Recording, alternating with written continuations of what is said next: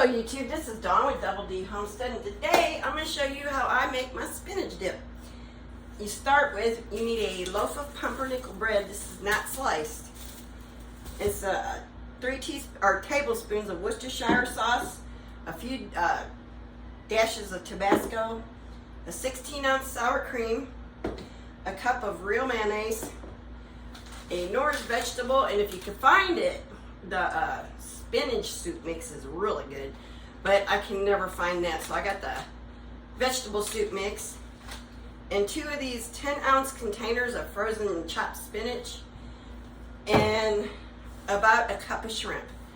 Now, what you want to do with the spinach is get it thawed out and drained real good, and then you squeeze the crap out of it and get all the water out of it.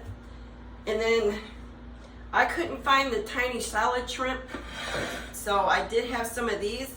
So I'm going to take these bigger shrimp and I'm going to chop them up a little bit, and that's what I'm going to use. So I'll be back when I got these chopped up. And on these shrimp, I wanted to show you real quick. I thawed them out and drained them good, and then took a paper towel, put them in between paper towel, and patted them down so they're nice and dry. So, because you're trying to get all the water you can out. So let me get these cut up and I'll get right back. We got the shrimp cut up here. As you can see, they're nice and small pieces. So all you need to do is, this is so easy to make and it's so delicious. My son does not like sour cream or mayonnaise, but he will eat this stuff up. He loves it. It's weird, I don't know. So we just throw it all in the bowl and mix it together real well. And really the hardest part is busting this up and getting it mixed in there thoroughly, because it likes to clump up a little bit. So I just take a fork when I'm mixing it and use that because it seems to work, so I use it. Throw a few dashes of this in here. That's plenty. When this doesn't make it hot, this will not have any heat in it. If you don't like hot food, because I'm not a hot food eater. I don't like much care for hot food, and it doesn't much care for me. So I'm gonna get this all mixed up and looking pretty, and then I'll show you what it looks like when it's mixed up. Alrighty, I got it all mixed up, and this is what it looks like. Now what you want to do is put this in a covered dish and let it sit in the refrigerator at least 4 hours, but overnight's even better. The flavors get really good, and it stiffens up because, as you can see, I gotta use 2. I don't have one great big container.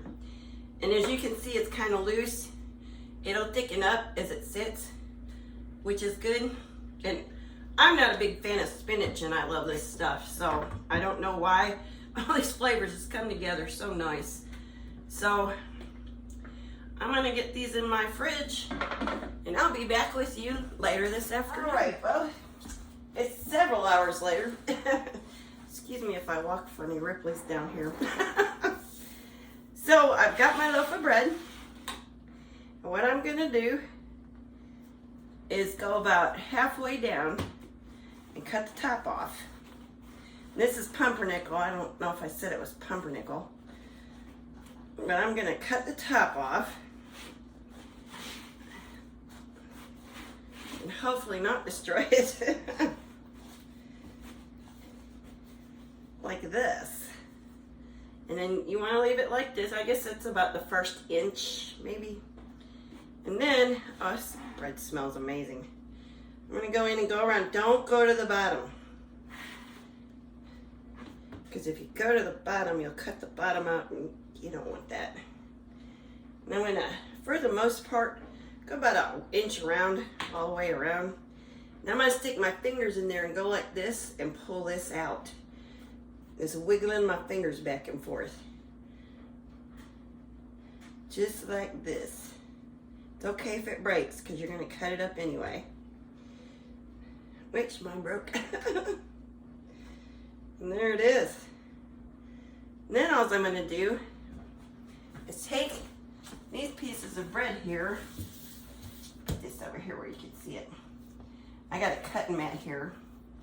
Now I'm going to cut these in little squares, about 1 by 1 or so, about like this, and put them on here, because we don't throw any of this away. This all gets used,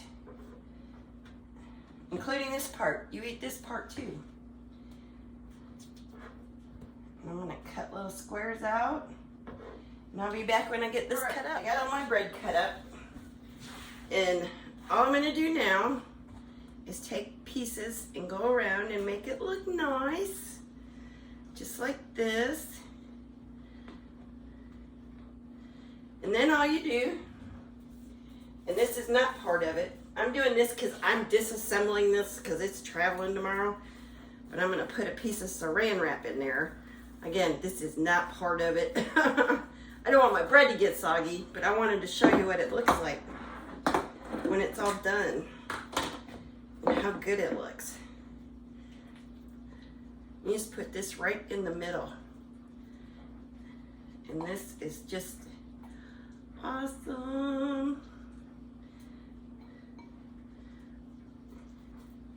Just like that. Push this up so you get a better look at it. But like I said, this is traveling, so I don't want to get my bread mushy. But